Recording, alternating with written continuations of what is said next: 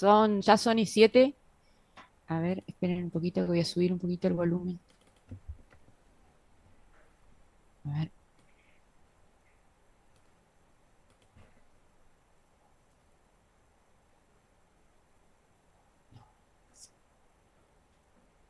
bueno, a ver. Acá supongo que sube el volumen.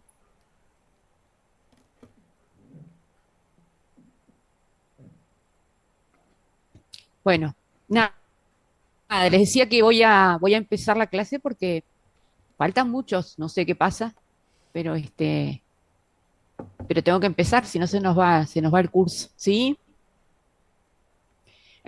Aline, Profe, buenas tardes. No, hola. dos cositas. Ahora justo que mencionó que falta gente es porque la profesora anterior se atrasó, así que hay mucha gente que está ahí todavía. Ah, Pero la consulta bien. que tenía en general era sobre la clase pasada, que hubo algo que no me quedó claro, no sé si es que no terminé de anotar.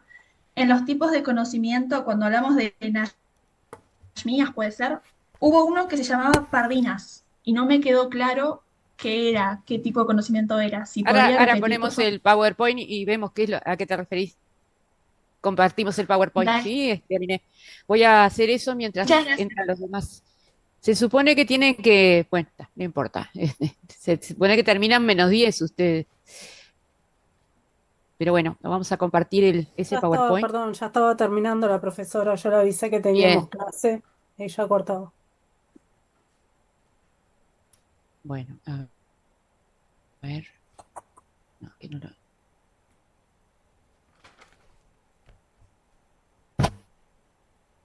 pantalla no.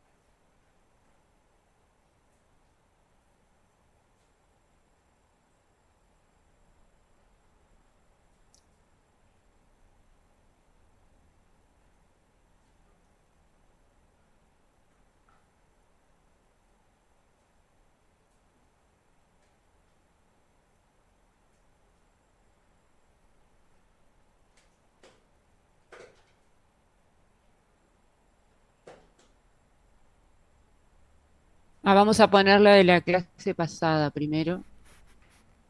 Pero ya voy a bajar esto también.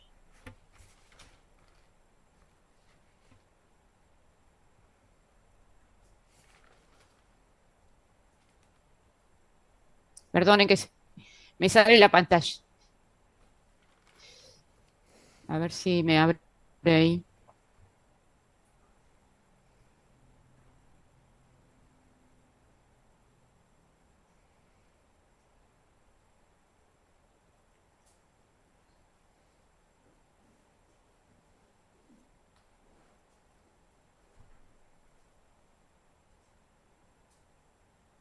Hay que dejar de compartir, a ver si me abren. Ay, qué problema con esto.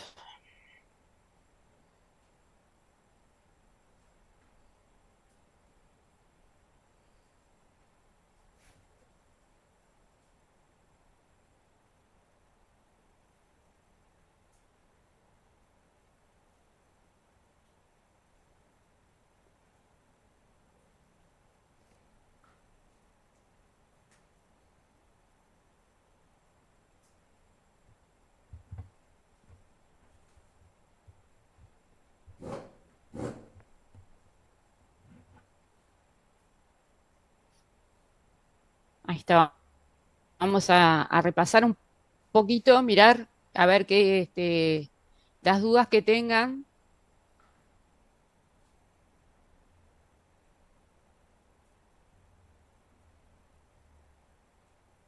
Esperen que está lenta la cosa.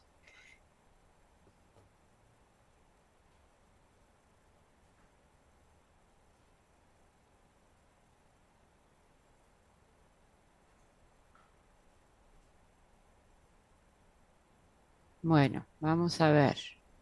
Los tipos de conocimiento era lo que tenías dudas.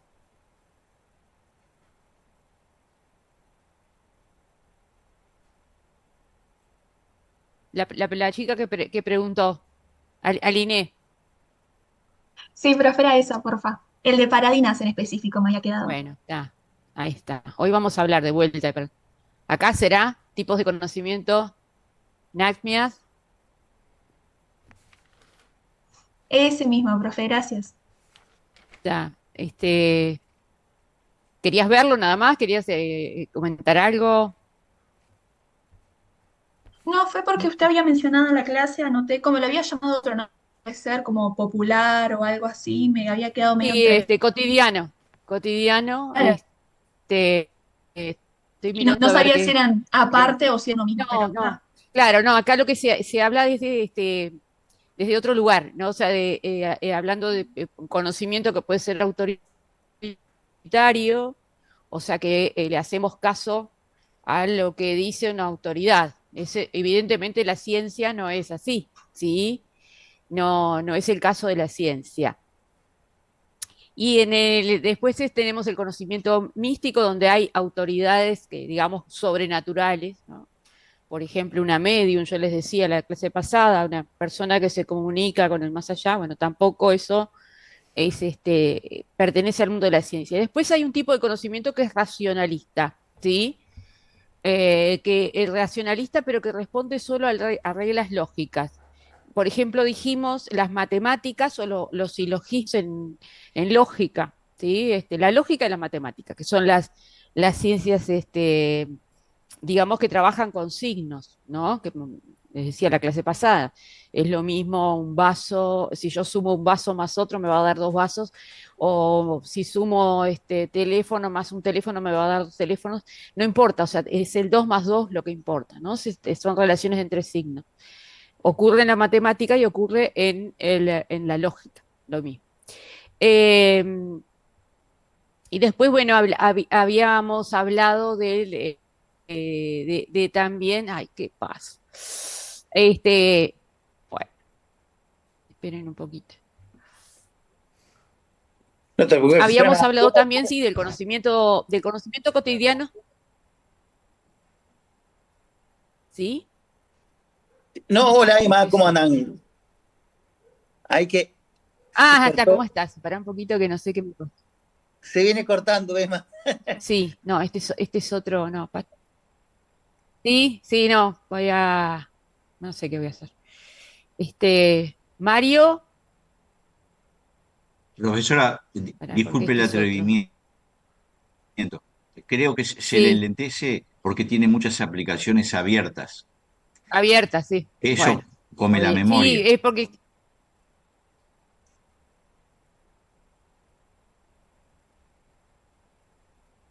sí, espera que voy Puede ser eso. Mientras tanto, si les parece acá lo voy a sacar. Me voy que. a ir yo. Bueno, no te vayas, Emma, no te vayas. Pero sí, lo interesante de esto, No, que no me es voy. una cuestión no de resumen, pero sobre todo del conocimiento y más. Bueno, primero, de nuevo, ¿cómo andan? A ver si los escucho. Yo creo que los escucho, los escucho.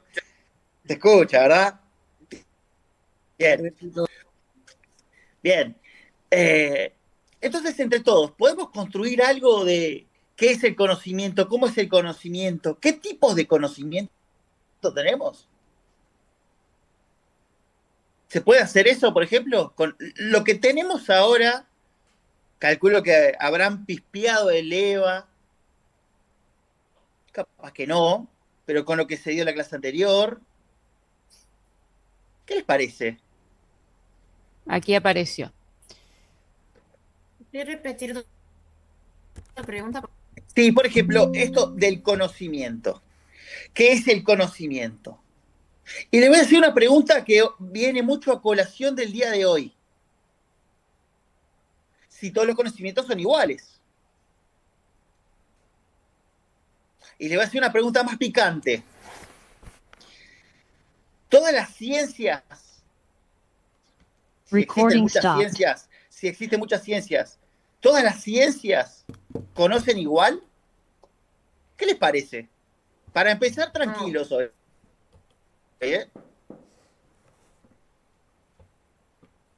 Adelante, Víctor. Víctor, Rafaela y Victoria. Víctor. Bueno, ¿se me escucha? Bien. Adelante. No, iba a decir que no, no todas las ciencias tienen un mismo pensamiento o piensan de misma forma, porque no es lo mismo decir el pensamiento religioso que el pensamiento racional, principalmente porque el pensamiento religioso está dado por lo que puede ser una figura mesiánica, una figura que no se puede ni ver ni tocar. Entonces no está seguro de si es empíricamente probable. Está dado simplemente por la fe de la persona. Cosa que Bien, puede ser bueno, comparable bien. con ¿Qué otros... más? ¿Cómo? Bien, bien, bien. Eso, estuvo bueno. Vamos a darle lugar también a Rafaela, porque eso está bueno porque, vamos a ver, porque hubo una pregunta rara. Dije, ciencias. ¿Por qué será ciencias? Vamos a ver, después, juntos vamos a ver por qué hay una sutileza sobre eso. Gracias, Víctor. Buen aporte. Rafaela, adelante. Además de lo que ya dijo el compañero, yo creo que también algo que influye así en cómo cada ciencia funciona y sus conocimientos y produce algo, son también la cantidad de conocimiento que tienen, la cantidad así cualificable de conocimiento. Entonces, por ejemplo, en la arqueología, por ejemplo, depende mucho de que se encuentren cosas nuevas, tienen que ir allá y descubrir cosas nuevas. Y en la ciencia, por ejemplo, de la química, tienen que hacer experimentos y esas cosas. Entonces, son cosas cualificables. Y eso influye en la velocidad que producen cosas. Y creo que eso influye en cómo va a ser el desarrollo de cada ciencia y como cada uno es distinto porque depende de la investigación, de lo cuánto tienen así cuantificable, así lo objeto de estudio, creo. No sé si Está muy bien. Fue claro, pero muy interesante el tema de las palabras. Fíjense que es la función de la ciencia. Recordemos que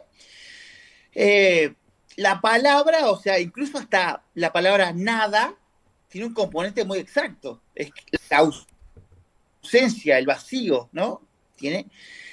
Y es muy interesante porque cuando se habla, por ejemplo, de palabras, se habla de que hay un paradigma por detrás. Ahora vamos a volver sobre eso, no se preocupen. Pero me gustaría seguir conociendo otras opiniones. Estaba Victoria que se bajó y después estaba Carla también, ¿no? Si no me.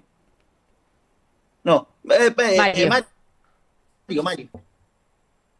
Simplemente para agregarle a lo que dijeron los compañeros, que los distintos tipos de conocimientos sí existen porque se basan en la metodología que usa cada uno de ellos. Muy bien. Muy bien, pero hay que ver si la metodología deriva, la metodología hace. Muy bien, está bueno, hay un vínculo, eso sí recatemos ahí, porque hay un vínculo, vamos a verlo, pero está muy buena la apreciación. Vamos con. ¿Se entiende, no? O sea, lo que denotaron acá es que hay un vínculo entre cómo se conoce lo metodológico con ciertas ideas de hacemos para conocer esas ideas en empírico. Muy bueno. Vamos, si te parece, Emma, con Federico y con Génesis, Sí, sí, y le perfecto. damos con la clase de hoy que está, yo le voy a contar, está buenísima, porque tenemos a ver si hay muchas ciencias, si hay pocas ciencias, si hay ciencia o lo que sea. A ver qué es esto, esta cosa llamada ciencia, como dice Chalmers. Adelante. No, solo agregar que también a lo largo de la historia, por ejemplo, lo que nosotros entendemos como química ahora y el método que use ahora y los experimentos y todo eso, en otros momentos tal vez era más racional y era más causa-efecto y no se buscaba. Entonces, como que los distintos conocimientos también fueron cambiando en cómo interpretaban la realidad. Entonces, ahí también nos deja ver que no es estático, o sea, que es algo que depende de qué estemos estudiando y en el momento cuáles sean las posibilidades. Porque hablábamos de la matemática y que es lógica, pero también existen las matemáticas teóricas que ya son otra cosa totalmente distinta y trabajan de otra forma también. O sea, dentro de un mismo, también de la misma, ¿cómo es? De la misma área, también puede variar un montón la forma en la que estudia. Interesante, porque dame un segundo, Federico, y un segundo, porque vos dijiste algo clave. Explica por un lado y después comprende por otro. Esa pregunta en el tintero, porque cuando veamos diseños y vamos a ver que, no, vamos a ver que explicar es una cosa, comprender es otra cosa. Y vamos a volver con las palabras ahí. Una cosa es explicar, donde queremos hacer una asociación causal estadística, esto, o sea, X, y después queremos comprender, que es entrar en el sujeto, en la subjetividad de la persona. No nos vamos a adelantar, pero estuvo bueno que se haya entreverado ahora. Se entreveró bien, me gustó. Sí. Vamos con Génesis. Y bueno, y Mario, segundo round, y avanzamos con la clase de hoy. Buenas, ¿me escuchan? Sí, Sí. Ok, perfecto. Para mí hay solo una ciencia sola, solo que se desplaman diferentes ramas y una de ellas son los distintos caminos y forma que una misma se puede enfrentar a aprender los diferentes ramas y los que nos rodean. Por ejemplo, una rama que estudia los que rodea a nivel sociedad sería la sociología, y la sociología es una rama de la ciencia como estudia comportamiento de la sociedad. A mí el método científico es uno de los caminos que se conoce de la ciencia, pero existen otros también. No sé si te respondí o mareé mucho lo contesté. no, está muy bien. Yes. Mario, El profe tiró alguna guía y me parece que al Vamos. decir palabras dependería del lenguaje que se utiliza, donde el mismo puede estar constituido de diferente manera, por palabras, por signos, por ejemplo. Y ahí dependería del emisor y receptor para la comprensión. sí, Bien. exactamente. Emma, También vamos a hablar de eso, de las relaciones que existen entre el lenguaje y la ciencia. Digo, la ciencia tiene su propio lenguaje, su propia manera de comunicar. Una de las características que veíamos la clase pasada, es precisamente que la ciencia es un conocimiento comunicable necesariamente, ¿sí? Una de las vocaciones de la ciencia, del conocimiento científico, es de alguna manera mejorar, ¿no? Mejorar la situación en la que están los distintos, bueno, depende de la ciencia, ¿no? La medicina o la sociología, de alguna manera diagnosticar y mejorar, ¿no? Eso está en los principios de la ciencia, incluso en lo que es el pensamiento racional, ¿no? Que hablamos la clase pasada y la otra sobre la modernidad y el pensamiento racional, justamente la razón, atrás de la modernidad está esa idea de que la razón me libera, ¿sí? Esa cualidad, digamos, esa característica de los seres humanos es liberadora y produce cambios positivos, ¿no? Por eso uno de los primeros paradigmas en ciencias sociales fue el positivismo.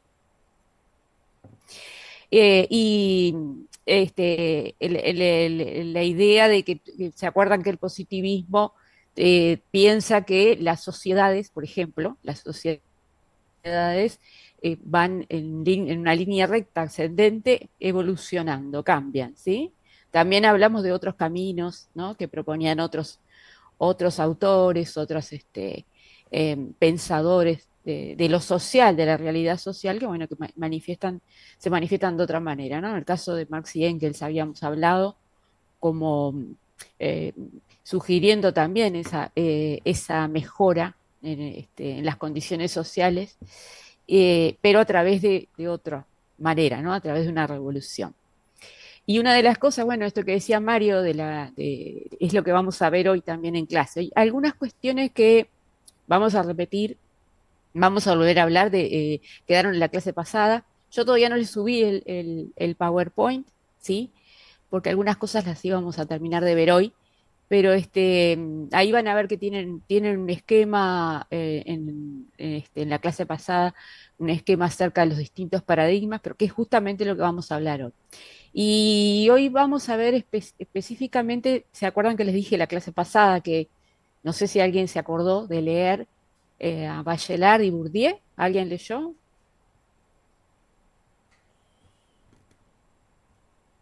¿No? Bueno. No importa, digo, vamos a hablar un poco de esas dos lecturas que son obligatorias, ya Algunos les digo. alumnos Y, subieron la mano que sí. dijeron que sí, no los vi, no vi. Bueno, genial. Genial porque así es más divertida la clase, más dinámica. Y en este sentido vamos a hablar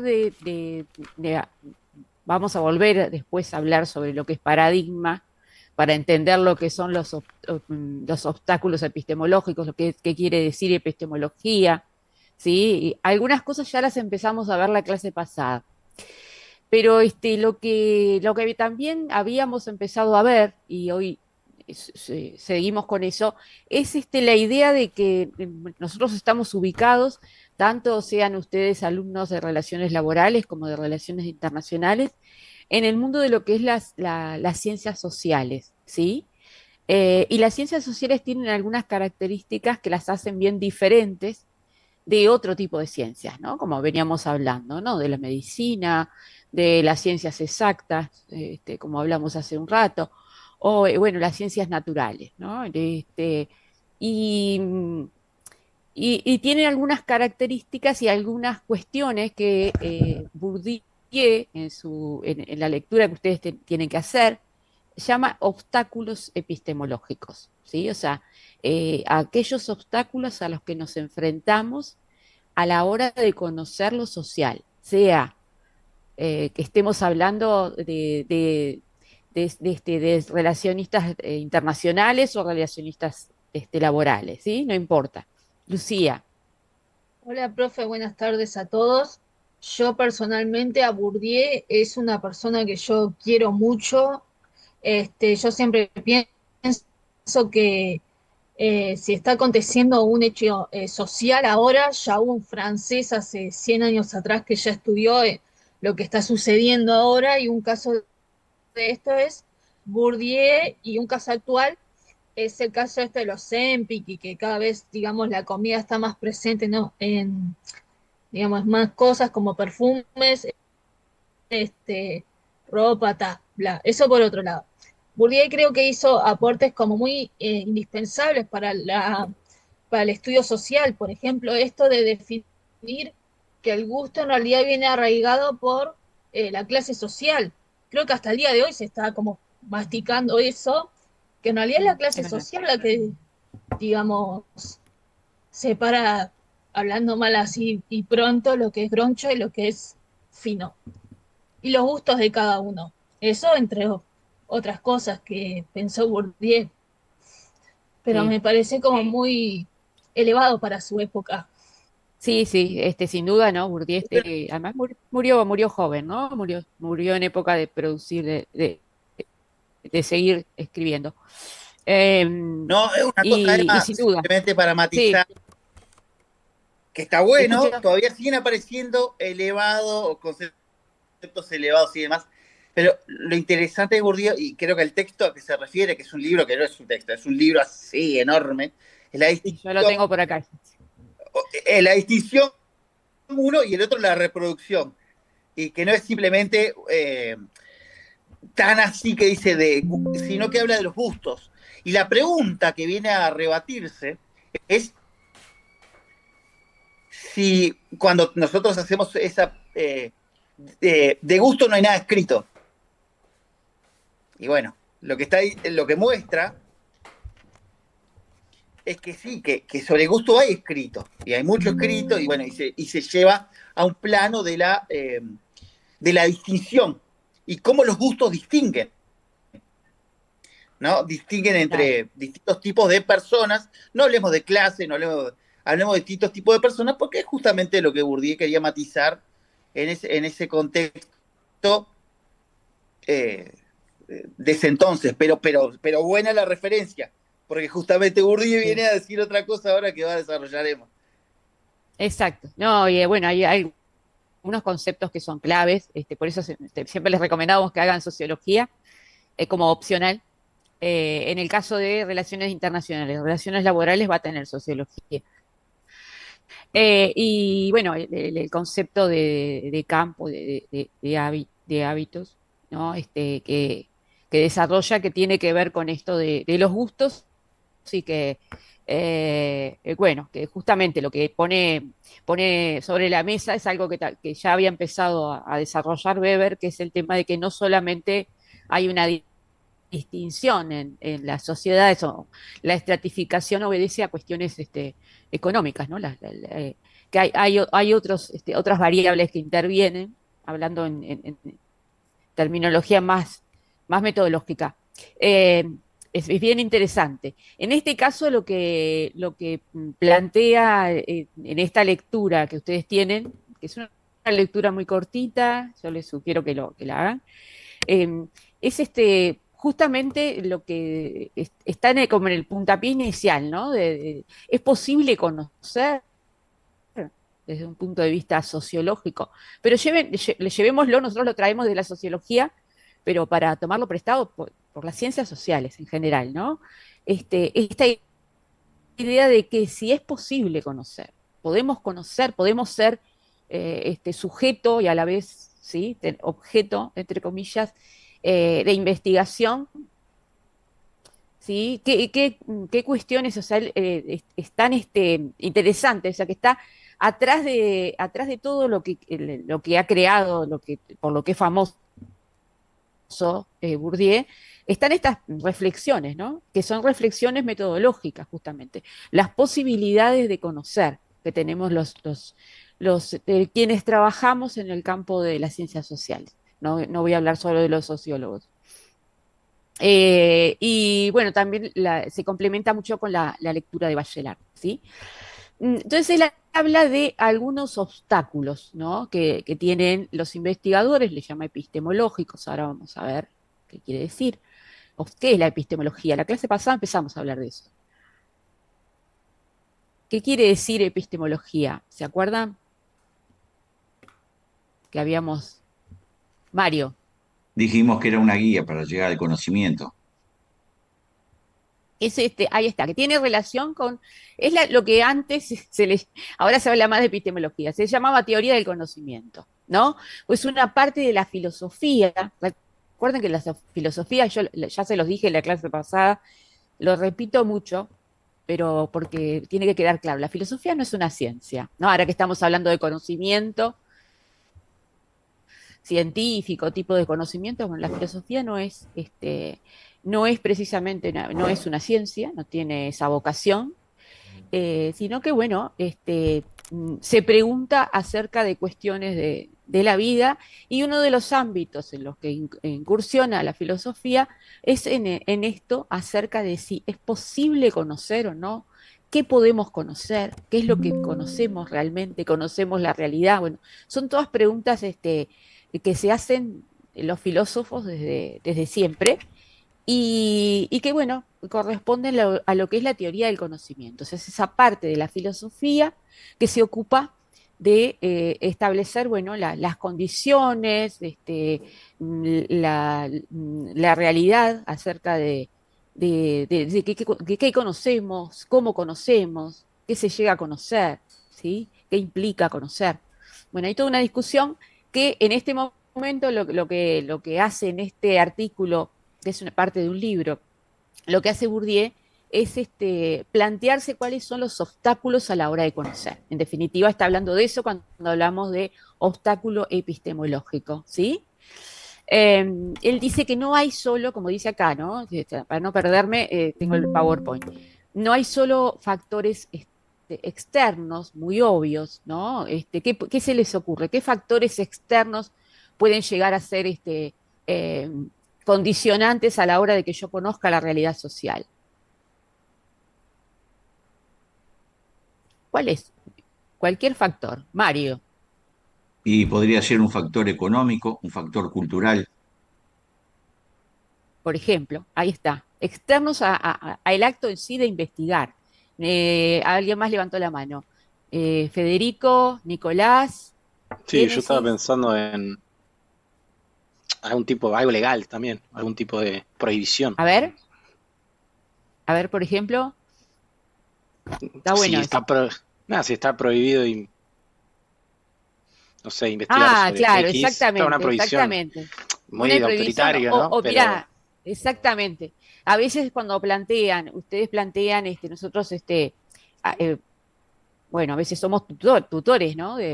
Cuando hacen tesis para terminar la carrera, que es siempre lo que deseamos, que hagan un trabajo de investigación.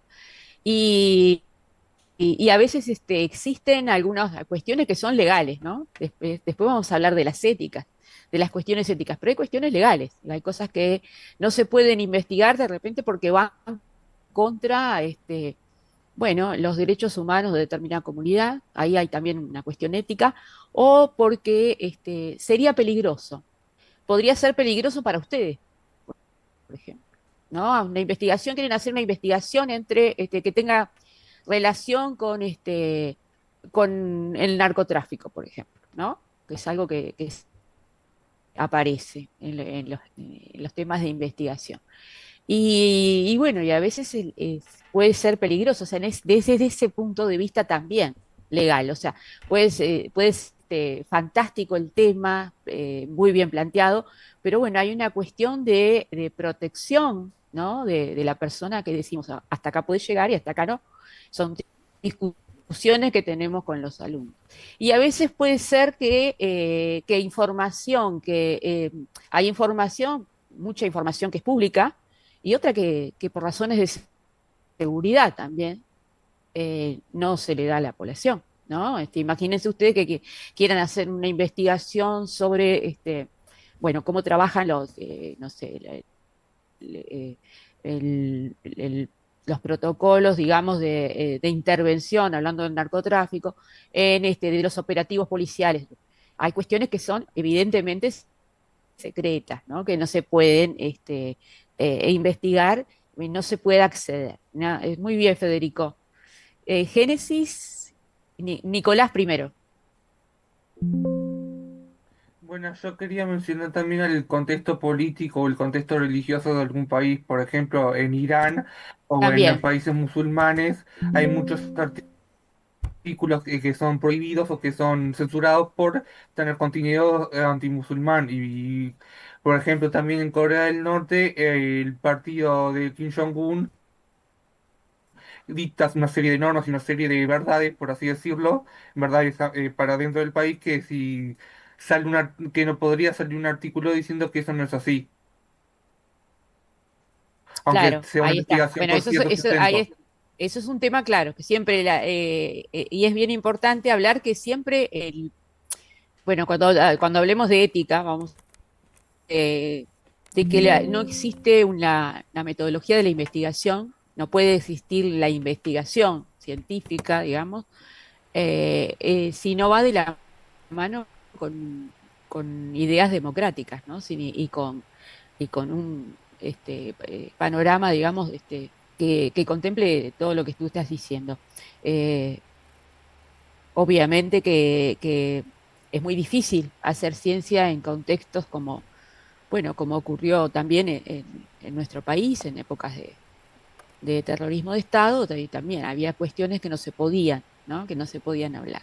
Sin duda, o sea, sin duda digo que si hay un concepto que es democrático, es el concepto de ciencia, es una construcción social, eh, comunitaria, digamos, y que no se puede realizar en contexto de ahí justamente quien impone la verdad, bueno, es desde el autoritarismo, digamos, ¿no? Pero bueno, sí, hay muchos ejemplos, ¿no? Y lamentablemente tenemos también ejemplos en nuestra historia bastante reciente. Pero bueno, justamente, hay falta Mario. No, Génesis. Gracias. Igual yo iba a pedir más, si podías replicar a qué te referí con pastores exteriores. ¿Factores qué? Externos. No te Sí. escuché bien. Externos. Sí, justamente, son esos factores lo que están nombrando ustedes. Son factores que tienen que ver con, muchas veces con las condiciones en que yo quiero conocer, ¿no? En que yo pretendo realizar una investigación. Que a veces puedo tener muy bien planteado, pues vamos a ver que hay distintas etapas, muy bien planteado el estado del arte, muy bien planteado el problema de investigación, las hipótesis, tengo una construcción de un marco teórico, o sea, todas las etapas, ¿no? El diseño, pero que por factores externos no puedo acceder. No puedo acceder, o sea, no por cuestiones propias de la investigación, sino cuestiones que vienen de afuera. Por ejemplo, todo lo que nombraron los compañeros, ¿sí? Mirlex, Hola, profe. Bueno, más que nada añadir a lo que dijeron mis compañeros, el factor religioso que un compañero lo mencionó por allí. Me mm, parece que es un factor que influye mucho, sí, no solamente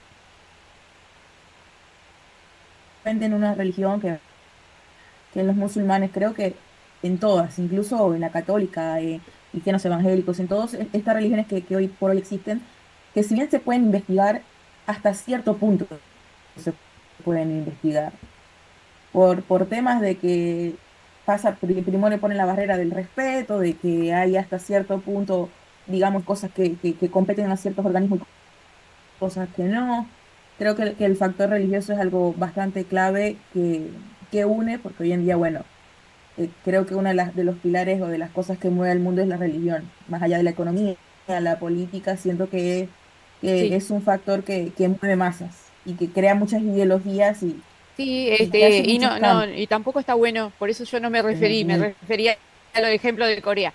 No, no hablé, digo, no, no me gusta tampoco demonizar algunas religiones, ¿no? Porque evidentemente la religión, ya lo vimos, el conocimiento religioso es un conocimiento que no es científico, ni mejor ni peor, es distinto. Y en ese caso también, muchas veces es un obstáculo a la hora de investigar para aquel que profesa determinada fe. ¿No? Eso sí, y sin duda, porque digo, los investigadores somos personas, ¿no? Somos personas con una cosmovisión, con alguna ideología, ¿sí? Y a veces cuestiones que tienen que ver con creencias religiosas, ¿no? Entonces, no, indudablemente, no importa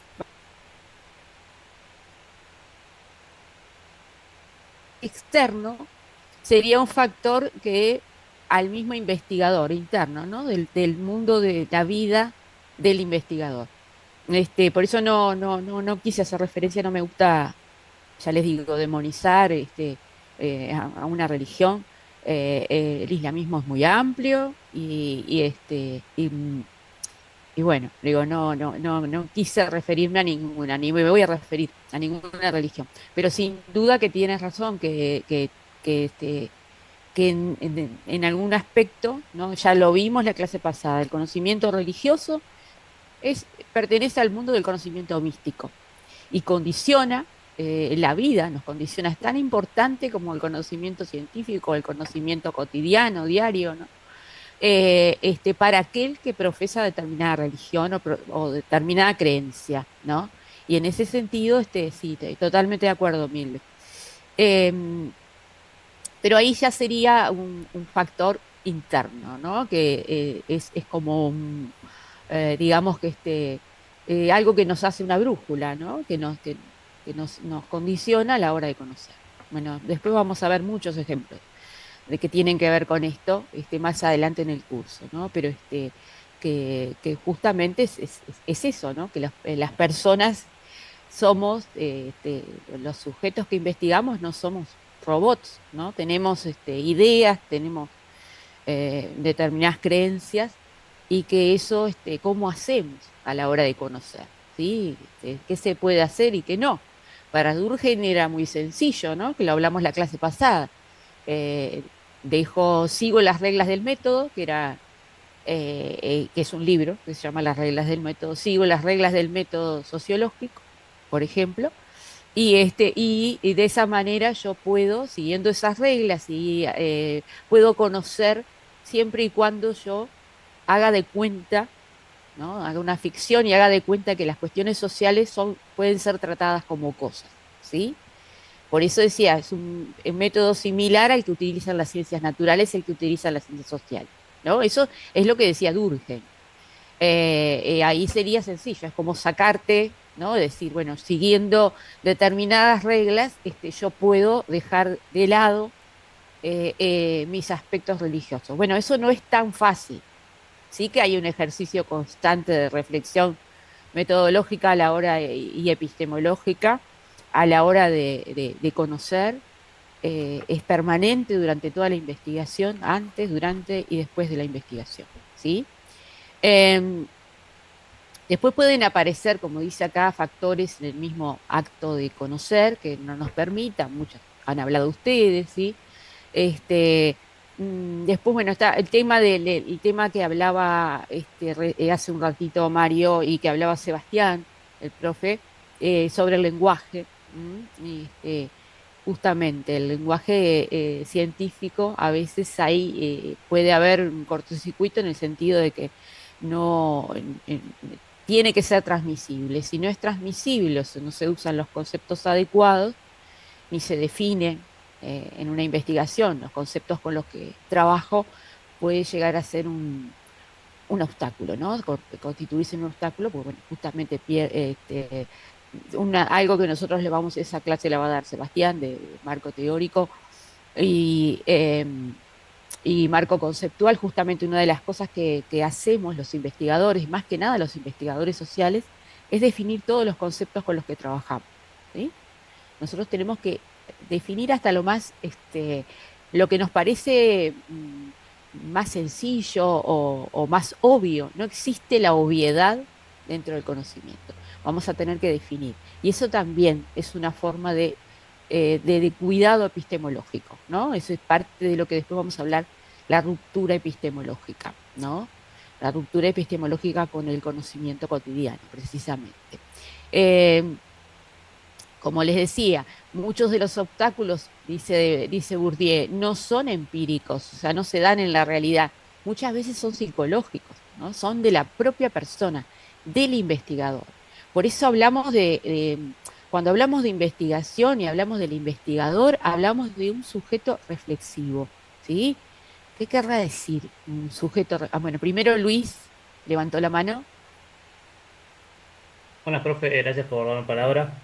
No sé si es a donde querías apuntar, pero yo, no sé, quería agregar, por lo que leí de Bourdieu, no sé si Mm, lo interpreté bien o no, es que él dice que el investigador es, no es un observador neutral, porque él al estudiar su campo social, o sea, lo que le pasa a él y su posición, lo condiciona por lo que él ve y lo que no ve, y que eso condiciona a la hora de estudiar. claro, exactamente, ¿sí? Exactamente. Y en este sentido, muy bien, Luis, que es lo que vamos a hablar ahora, ¿no? Justamente ahí aparece en el PowerPoint, ¿no? La observación es neutral. No, él dice que no, por esto que afirma Luis, ¿no? Pero esos obstáculos, ¿no? Que aparecen, la mayor parte de esos obstáculos a la hora de conocer en ciencias sociales tienen que ver con el mundo de la vida de las personas. Entonces, pues yo les decía, ¿por qué hablamos de un sujeto reflexivo? O sea, el investigador tiene que ser un sujeto reflexivo, forma permanente. ¿Qué querrá decir esto? Eso no lo dice Bourdieu, lo digo yo, pero y lo dicen otros autores, ¿no? ¿Qué será una persona o un sujeto investigador reflexivo? Federico. Ahí. Yo creo que tiene que ver con ser consciente de estas cosas y preguntarse también uno mismo, estoy diciendo, o sea, obviamente no estoy diciendo neutral, qué tipo de sesgos traigo, por ejemplo. O sea, Exactamente. ver todo esto, saberlo y nunca dar una objetividad, pero acercarse lo más posible o saberlo nomás. Tal vez estás bien con tu sesgo y decís, sí. Exactamente, Federico. De eso se trata. La objetividad va a ser un horizonte, como les decía en la clase pasada. La objetividad está allá lejos, nunca la alcanzamos, ¿no? Por más que agarremos un barquito, nunca vamos a llegar al horizonte. Siempre va a estar. pero tiene que estar como una utopía, digamos, ¿no? Sabemos que es inalcanzable, pero no podemos dejar desde la ciencia, desde el conocimiento científico, de pensar que esa objetividad está en algún lado y que tenemos que apuntar hacia ella. Y la idea del sujeto reflexivo es que una de las principales cuestiones cuando nosotros investigamos es reflexionar sobre nosotros mismos, justamente sobre qué preconceptos tenemos, cuáles son nuestras prenociones, qué aspectos que pueden estar influenciados, o sea, cómo dialogo yo con el tema de investigación. En el sentido de, bueno, hay algunas situaciones que de repente yo puedo estar muy condicionado porque sea algo, ¿sí? Que, que, mm, que yo quiera investigar y que en realidad lo que quiero es investigar porque me compete, me preocupa, ¿sí? Y puede salir muy bien. Hay muchos médicos, por ejemplo, que, bueno, que han estudiado medicina porque han sufrido enfermedades, ¿no? Yo le decía a la pediatra de mis hijos que a veces los niños muy traumáticos se llama, traumáticos, que se quiebran mucho, que se van mucho al médico, terminen estudiando medicina, ¿no? Y tiene que ver con esa relación que se establece con el médico. Y otras veces sucede que, bueno, porque hubo alguna enfermedad en la familia y decide la persona, y muchas veces sale bien eso, ¿sí? No es un obstáculo, ¿no? Al contrario, es un incentivo. Pero siempre tenemos que reflexionar, ¿no? Acerca de todos los temas que vamos a investigar, bueno, cuánto de nosotros puede estar. O sea, lo primero, la primer tarea que tiene un investigador es reflexionar sobre sí mismo. Esa es la primero, ¿no? Lo primero, y es algo que no ocurre en un momento, no es que nosotros decimos, bueno, vamos a investigar, voy a pensar en mí, a hacer una inspección sobre mí mismo, sobre qué pienso, sobre qué. No, es continua, ¿sí? Es continua y se da a lo largo de toda la investigación. Eh, a veces lo tenemos como algunos investigadores, algunas profesiones, digamos, lo tenemos como muy bastante claro eso, pero el tema de la reflexión, incluso a veces, bueno, quienes somos sociólogos, yo he tenido charlas siendo estudiante de sociología y haciendo posgrados. ¿Por qué estudiamos sociología, no? ¿Por qué nos dio por estudiar sociología? Bueno, ahí hay muchas respuestas, ¿no? O comentar por qué tenemos tales características, ¿no? Un grupo de amigos, ¿no? Los sociólogos, cuando yo estudiaba. Y bueno, ¿qué fue primero? Si esas características o el estudiar sociología nos convirtió en esas personas. Y bueno, esas son las preguntas que se tienen que hacer, ¿sí? ¿Por qué están investigando lo que investigan? ¿Por qué les gusta lo que les gusta? O sea, las cosas más sencillas hasta las más complejas, ¿no? Y en qué sentido eso puede dialogar. Está mal que dialoguen esas cosas, estas cuestiones que son personales de los sujetos, como le digo, el sujeto que interviene en una investigación, que investiga, no que interviene, que investiga. No, o sea, no es algo, pero es algo de lo que tenemos que estar conscientes, ¿sí? En todas las ciencias, pero fundamentalmente en las ciencias sociales, ¿sí? En las ciencias sociales, ¿por qué? Porque con lo que trabajamos es con personas, con comunidades, ¿sí? Y bueno, esto que decían ahí aparece, ¿no? De la observación, si es neutral, bueno, no, dice Bourdieu, no es neutral nunca la observación, ¿no? Por más que a uno le parece que hay una neutralidad, a la hora yo me siento en una silla en la calle, ¿sí? Y me pongo a observar, y se sienta Sebastián al lado o cualquiera de ustedes, bueno, hay cosas que yo voy a ver y hay otras que va a ver Sebastián. ¿Por qué? Porque estamos condicionados. ¿Condicionados por qué? Por historias de vida, por nuestras propias biografías y por respuestas, como dice acá, científicas anteriores. ¿Mm? que actúan como dogmas, ¿no? Que ya las tenemos como incorporadas, ¿no? Las cosas ya está de alguna manera, incluso no hablo solo del conocimiento cotidiano o el conocimiento religioso, estoy hablando del conocimiento científico mismo, ¿sí? Que se impone determinada, eh, digamos, interpretación de la realidad desde el mundo de la ciencia, y a la hora de observar yo estoy condicionado por todo eso que aprendí de repente, ¿sí? En la facultad, en la carrera que estoy estudiando y con los profesores que tuve. Entonces también estas son cuestiones que siempre tenemos que reflexionar, siempre, ¿sí? A lo largo de toda la investigación. No es posible hacer una investigación como quien hace una receta, digamos, ¿no? De cocina, siguiendo determinadas reglas. No, digo, hay una cuestión de enfrentamiento con uno mismo, no enfrentamiento digamos, una batalla conmigo, sino de llegar a conocerme y saber hasta dónde puede influir lo que yo quiero investigar con alguna situación que yo esté cursando o que yo esté pasando, ¿sí? Esas son cuestiones que van a tener que tener en cuenta, parecen obvias, no son tan obvias, y, y bueno, y la experiencia nos dice que también nos permite conocernos un poco más, ¿no? Cuando investigamos, estamos conociéndonos, pero eso es esa parte, es una consecuencia del hecho de investigar, ¿no? De la acción de investigar y de explorar, de repente, bueno, en el caso nuestro, la sociedad, ¿no? Sus múltiples manifestaciones y también encontramos con otros lugares nuestros que de repente antes no los teníamos, ¿sí? Mm, bueno, siguiendo con esto de los obstáculos, en realidad la ciencia, como pretendía Comte y Durkheim, no avanza en forma lineal, ¿sí? Vimos la clase pasada, hablamos algo de Kuhn, ¿se acuerdan que hablamos de las olas, de las ondas?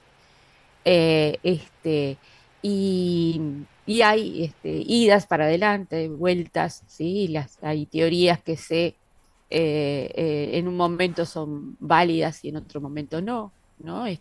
Quienes tienen hijos, por ejemplo, sabrán, hijos, sobrinos o lo que sea, que muchas veces, yo no sé si les dije ya la clase pasada este ejemplo, pero cuando uno tiene un hijo, pregunta al pediatra, ¿no? Por ejemplo, cómo tiene que dormir, ¿no? Cuando nació mi hijo mayor, tengo 3 hijos, nació mi hijo mayor, me dijeron que, bueno, tenía que dormir boca abajo, si no, bueno, tenía más probabilidades, digamos, de tener una muerte súbita durmiendo boca arriba, que se podía ahogar. Cuando nació mi segundo hijo, a menos de 2 años, me dijeron que no, que tenía que dormir boca arriba. Y era la misma pediatra. El tercero ya ni me acuerdo, ¿no? Pero el tema es, digo, ¿qué pasó? Digo, ¿la pediatra se equivocó? ¿La pediatra cambió? No, es que la ciencia va avanzando, va cambiando y se basa en datos, ¿no? Eso es una realidad, se basa en datos. Y obviamente que cuando nació mi hijo mayor, en ese momento, bueno, no es que estuviera de moda que los niños, ¿no? Como a veces dicen las abuelas, está de moda ahora tal. No, no es que estaba. La ciencia daba, los datos que tiraba la ciencia era eso, ¿no? Que era más seguro para el niño dormir boca abajo. Y cuando nació mi segundo hijo, en menos de 2 años, cambió ese paradigma, ¿no? Porque es dinámica, ¿sí? Hoy que tengo nietos, también me llama la atención algunas cuestiones, ¿no? Que son muy distintas a cuando yo tuve hijos, ¿no? ¿Y qué quiere decir? Que hay modas de no, no son modas, ni son caprichos, ni son caprichos de los padres, ni de los pediatras. Es que la ciencia es dinámica y no avanza en una línea recta, ¿sí? Así en un camino ascendente como se pensó. Sí es acumulativa, es un conocimiento acumulativo, sin duda, pero es un conocimiento acumulativo que discute con sí mismo, ¿sí? Con ese propio conocimiento discute todo el tiempo. Por eso no es lineal. Génesis, o no sé quién tiene levantada la mano. Génesis, gracias por darme la palabra. ¿A qué se refiere con conocimiento caduco en el segundo obstáculo? ¿Conocimiento qué? No te escuché. Caduco. No, ¿sabes qué? No te entiendo. Perdóname si, no, si yo no escucho bien. Conocimiento caduco, ¿Caduco? Es un conocimiento que terminó, caduco. el dormir ¿Y boca abajo. caducó? ¿Dónde está eso? Ah, porque no llegué todavía. Sí, todavía ahora vamos a hablar de eso, pero vamos de a poquito, ¿sí? Vamos a empezar por todo, como lo desarrolla Bourdieu. Es caduco, como las hojas, como las hojas caducas, perennes o caducas, bueno, las caducas son las que caen. Mm, Este, es una frase que yo la puse ahí, que dice Bourdieu, y la opinión piensa mal. ¿Eh? ¿En qué sentido? Porque la opinión, cuando uno opina en una conversación de repente de boliche o en, no sé, en una conversación trivial, lo que se opina es para solucionar un problema o una necesidad práctica, ¿sí? De un momento determinado, y no se busca ese conocimiento profundo, ¿no? Científico, sino soluciones del día a día, el conocimiento cotidiano que se basa mucho en opinión, o que tiene un relato que puede parecer opinión, no tiene esa pretensión de considerarse, digamos, verificable, que sea verificable, ¿no? En ese sentido, él dice, la opinión piensa mal para la ciencia, pero si no fuera por ese conocimiento práctico de todos los días, no podríamos sobrevivir, ¿sí, Víctor? Buenas. Eh, con lo que estaba diciendo de esto, de la opinión piensa mal, capaz lo estoy malinterpretando, no lo estoy viendo como debería ser, pero me suena como se divulga la información actualmente, principalmente por medios como lo pueden ser TikTok, que son medios de enganche rápido, que lo que buscan es que veas un video y sigas con 50 y que en la mayoría tienen personas que se hacen pasar por profesionales o ni eso, y pueden decir datos científicos realmente sin verificarlos si pueden ser reales y Exactamente, capaz son mentiras. Entonces no se está usando un exacto. sentido científico, nos estamos estancando en una necesidad práctica y simple de decir, quiero saber esto, veo un video de TikTok, ya lo conozco. Exacto, exactamente. Hoy por hoy eso no lo vio Bourdieu porque murió, ay, no me acuerdo hace cuántos años, pero bueno, hace unos cuantos años, después les digo, pero yo ya era socióloga. Em, no vivió esto que estamos viviendo, que es el tema de cómo nos comunicamos y qué cuestiones, bueno, cómo se distribuyen algunos tipos de conocimiento y algunos incluso se tratan intentan hacer parecer que son científicos, ¿no? Como decía Víctor. Bueno, cuando uno dice influencer, bueno, justamente es alguien que influye en la vida de otros, ¿no? A través de cuestiones que nada tienen que ver con la ciencia. O las noticias falsas, ¿sí? Las cuestiones que hablan de una realidad que no existe, que no es verdad, noticias de cosas que no existieron nunca y que la gente las cree, ¿no? O sea, este, están hechas de tal manera, no es que la gente sea tonta, digo, la gente las cree porque aparecen, ¿no? Antes se decía, bueno, ¿por qué es verdad? Porque salió en el diario, ¿no? En la época que había diario. Ahora, digo, tenemos otro tipo de comunicación, que son estos medios digitales y bueno, y cuestiones como la inteligencia artificial que hasta nos puede mostrar un video o una fotografía de algo que nunca existió, ¿sí? Poner personas que nunca estuvieron juntas y mostrarnos esa realidad y bueno, nosotros tomar decisiones en torno a eso. Eso es bien importante, ¿no?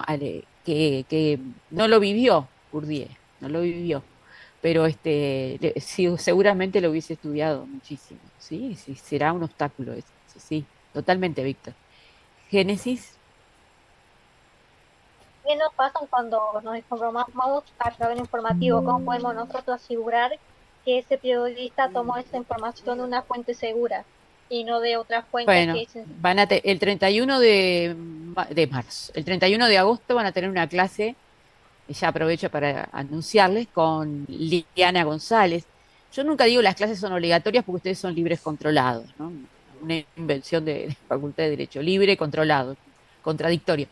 Pero, pero van a tener una clase que estaría bueno que viniera, porque justamente lo que les va a permitir es analizar y ver cuáles son las fuentes confiables y las fuentes no confiables cuando hacemos investigación científica, ¿no? Les enseña a buscar justamente este, y cuáles son las cuestiones, por qué caminos podemos llegar usando Internet a conocimientos que tienen validación científica, ¿no? Esa clase la vamos a tener el 31 de agosto, con Liana González. ¿Quién es Liana González? Liana González es una profesora bibliotecóloga que trabaja en la biblioteca y también les va a hablar de cuestiones de la biblioteca que ustedes capaz que ni se imaginan, ¿no? Por ejemplo, que pueden, aunque vivan en el interior, pueden recibir por correo un préstamo a algún libro. Desde esas cuestiones hasta justamente dónde buscar, ¿sí? Información. Así que sí, Génesis, eso lo vamos a ver y lo vamos a ver con la persona adecuada para eso, que es una bibliotecóloga, ¿m? Que nos va a permitir justamente qué es lo que verificar, cuáles son las fuentes, digamos, legítimas para hacer investigación científica. Más en un mundo donde hay, bueno, páginas como Rincón del Vago, ¿no? Que ustedes pueden poner bueno, un buscador o en el chat una palabra y les da una definición, qué es confiable y qué no, ¿sí? También les cuento que el tema de la inteligencia artificial es algo que, bueno, nuestra facultad, nuestra universidad está muy, muy preocupada por saber qué es lo que se puede y qué es lo que no, cuáles son las limitantes, ¿sí? De la utilización de la inteligencia artificial. Yo estoy en una comisión del claustro justamente sobre inteligencia artificial, que bueno, digo, tiene que ver con esto que están planteando ustedes, ¿sí? Así que bueno, las novedades que haya al respecto las comparto. Pero pero sí, esa clase la van a tener y va a estar muy buena, va a estar buena. Ese día la clase empieza a las 7. Después les aclaro eso en negro. Eh, bueno, ¿cuáles son los primeros obstáculos con los que nos enfrentamos los investigadores? Y son justamente las prenociones, ¿no? ¿Qué son las prenociones? Y aquello con lo que nosotros hemos ido, a través de los procesos de socialización, hemos incorporado, internalizado en nuestro yo, digamos, y que nos permite sobrevivir en la vida, ¿no? Entonces, algunas creencias, ideas de cómo funciona el mundo, ¿sí? Que nos permiten sobrevivir, ¿no? Nos permite comunicarnos, todo lo que sucede en los procesos de socialización, ¿no? Tanto primaria como secundaria. Todo eso lo internalizamos, internalizamos una serie de ideas, ¿sí? De conceptos, y que luego se traducen a la hora de investigar. Bueno, es lo que yo tengo que reflexionar, justamente a ver qué prenociones pueden estar atrás y que yo doy como cierto, ¿no? Determinadas cuestiones y que no las problematizo. Justamente una de las ideas de, de la investigación científica es problematizar todo, ¿no? Problematizar. Y y en ese sentido hacer lo que se llama una ruptura epistemológica con ese conocimiento cotidiano, con esas prenociones, ¿sí? Se llama así, ruptura epistemológica. Es un ejercicio que tiene que hacer cualquier investigador, ¿no? Que lo van a hacer ustedes a la hora de investigar, cuando estén en el taller, por ejemplo, con Leticia o con Daniel, y que van a, ahora en este año que van a hacer algún proyecto de investigación, y bueno, y después cuando tengan en otras materias, ¿no? Y si deciden recibirse con una tesis, también. Eh, Verificar, bueno, cuáles son las prenociones que yo tengo y que pueden llegar a sesgar, ¿sí?, mi investigación. ¿Mm? Eh, Ahí él habla de una serie de como de sombras, ¿no?, que pueden aparecer y que no me permiten ver la realidad, ¿no? Por más que yo tenga la realidad ahí frente a mí. Hay prejuicios, ¿sí? Hay prejuicios, este, mm, ideas, por ejemplo, como hablábamos hoy, acerca de algunas religiones o de algunas situaciones, que de repente tenemos como esas prenociones, ¿no? Y esos prejuicios, que nunca, o sea, nunca podemos partir del prejuicio para investigar, ¿sí? Tenemos que tener claro cuáles son los prejuicios o prenociones, ¿no?, sobre cualquier cuestión de la vida. Hay conocimientos, y acá viene lo de caducos, conocimientos que ya no, no están avalados por la ciencia y que sin embargo nos pueden llegar a seguir influyendo, ¿no? Como le decía, estas cuestiones sobre la crianza de los niños, ¿no? Cómo eso va cambiando, y es dinámico, porque la ciencia, les digo porque en la pediatría es donde se ve claramente y justamente trata del cuidado de los niños y se ve, ¿no? A veces la diferencia generacional, ¿no? Entre abuelos, por ejemplo, y los padres, ¿no? Vieron que ahora, por ejemplo, los niños andan descalzos, ¿no? Cuando yo era chica, no, lo primero que te hacían era abrigarte los pies, ¿no? Que tenías que tener los pies calentitos, bueno. Y ahora, y eso qué es, como le decía, no es una moda, son cuestiones que la ciencia va para atrás y para adelante y va reconociendo algunas cuestiones este, que en un momento eran ciertas desde el punto de vista científico y que caducaron, cayeron, ¿sí? No existen más. Y nosotros de repente nos seguimos aferrando a esas ideas, ¿no? Que es lo que nos pasa un poco a los abuelos con la crianza de los nietos. Nos parece un disparate de repente. Bueno, entonces tenemos que pensar qué es lo que pasó con la ciencia, en qué cambió la ciencia. La ciencia es dinámica y va para atrás y para adelante, y siempre está discutiendo con las propias teorías científicas, ¿sí? Que en algún momento han sido válidas y en otro momento no lo son. Y de repente en otro momento vuelve a ser válida. Bueno, y esto ya lo hablamos, lo del el obstáculo que tiene que ver con el lenguaje, el uso inadecuado. Eso nosotros tenemos, como les decía, la posibilidad de, de construir construir los conceptos, o sea, de construir un marco conceptual en nuestra investigación donde definamos nuestros conceptos, ¿no? Es una manera de salvar, a veces hablamos el lenguaje es polisémico, ¿no? Discriminar, porque si yo digo discriminar, ¿qué les parece a ustedes? ¿De qué estoy hablando? Cuando digo discriminar, este, Rafaela. Discriminar es cuando tenés un prejuicio sobre alguien, usualmente Prejuicio, ahí está, ¿no? ¿Sí? relacionado al color de la piel, el género, no sé. Exacto. Lo primero, la primera imagen que nos viene a la cabeza es eso. A ver quiénes más levantaron la mano. A ver. Espera, que voy a poner ver. ¿Quién está? ¿Víctor y no, Claudia primero? No sé No el sé. orden.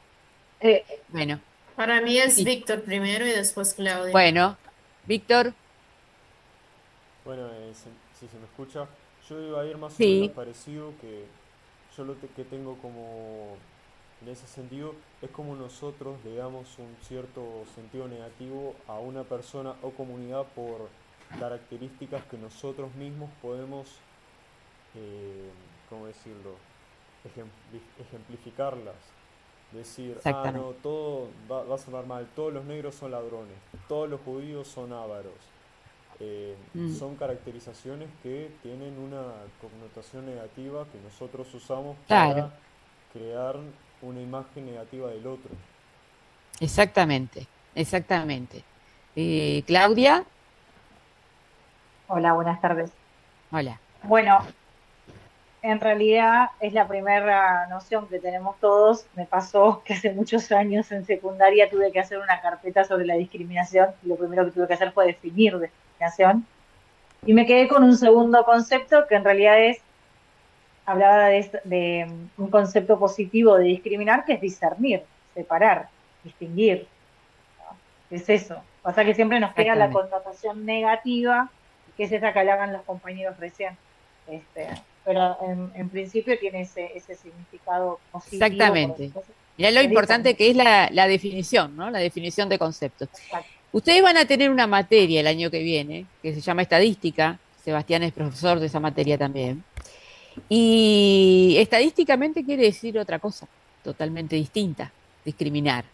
Justamente obedece a esa idea de separación, ¿no?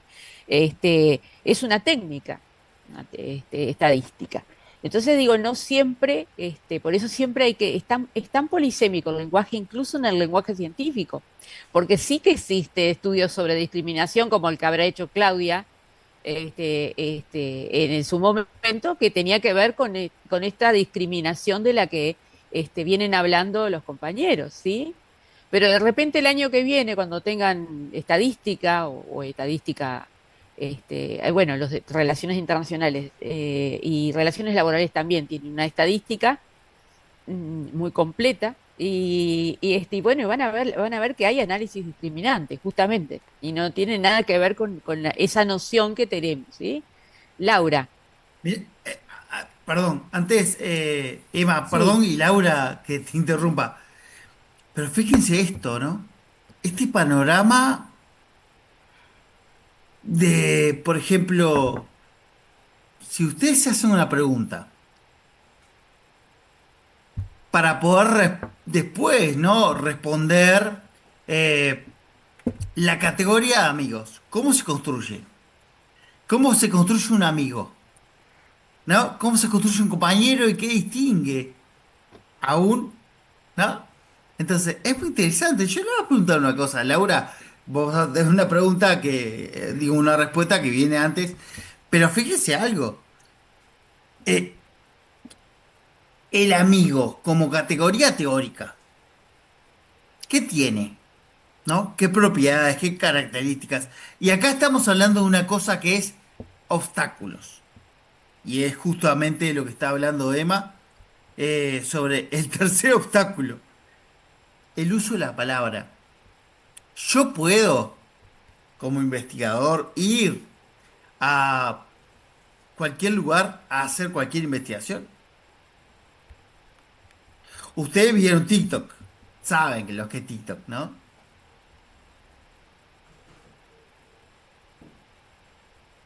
sabes TikTok que recién hablaron, sí. más o menos saben, ¿no? Digo, ninguno sabe lo que es TikTok. Nadie tiene redes sociales, o sea, Instagram no existe para ustedes. Sí, Sí, yo profe, no lo ¿sabés? uso mucho, pero sí sé lo que es. Ah, más o menos saben, más o menos saben. Ah, bueno. Entonces existe. Ah, bueno, listo. Entonces, fíjense algo. ¿Ustedes podrían investigar algo que, por ejemplo, estuviera en su barrio filmado porque está popular y demás? O sea, ¿ustedes podrían hacer eso? ¿Podrían, por ejemplo, filmar su barrio? ¿Grabar su barrio? ¿Y qué recaudos tendrían ustedes?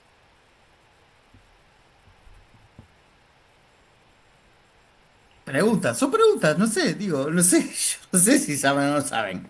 Pero digo, capaz que hay, ¿no? Por ejemplo, hay muchos, ¿no? TikTok, digo, para poner carne a esto que está bajando al tercer obstáculo, que es el verbo. Discúlpeme perdón, Emma, pero para darle carne a eso y Ahí, viste, ahora salen todas las ahí palabras, levantaron la ¿viste? mano para contestarte. Vamos. Martín, Nancy y Lucía. Buenas tardes, profesor. Digo, sí, digo, podés filmar tu barrio, o sea, con el ejemplo que usted ponía de TikTok, por ejemplo, pero sí, tenés que tomar recaudo porque yo que sé, hay algo que se llama propiedad privada. Entonces, una cosa es filmar el barrio, la calle, y otra cosa ya de repente acercarte, no sé, a una casa, si por el que tenga rejas, muro y querer filmar hacia adentro. Ahí ya es otro tema. Una cosa es filmar la calle, mostrar cómo es el barrio, gente, los autos que pasan, etcétera. Pero igual siempre tenés que tener recaudo porque no todo el mundo de repente le interesaría que vos lo filmes, aunque estés haciendo un trabajo de Perfecto, investigación. bien, pero ahí va. Obstáculos. Sí, Porque hay varios. estás en cercanía, entonces, Sí. Pero digo, por ejemplo, en el barrio, son vecinos, capaz que te conocen, pero capaz que ahí tenés un obstáculo. Yo no quiero que me filmes o, no sé, filmar el resto del barrio menos mi casa, menos la fachada de mi casa, no, porque no me... pero al revés. O sea, si vos entrás al barrio sabiendo que, por ejemplo, ese es el ejemplo. Vamos a seguir un Sí. poco. Claro, porque son obstáculos del conocimiento. Mm, Uno se hace distante, ¿no? Deja de lado sus sí. objetivos, sus valoraciones. ¿M? Ujú. Es un poquito acá que empieza a aparecer el tercer obstáculo, verbal. ¿M? Después cada atravesamos los otros tres que dijo Emma fantásticamente, ¿no? A ver los demás que Eh, levantaron la mano.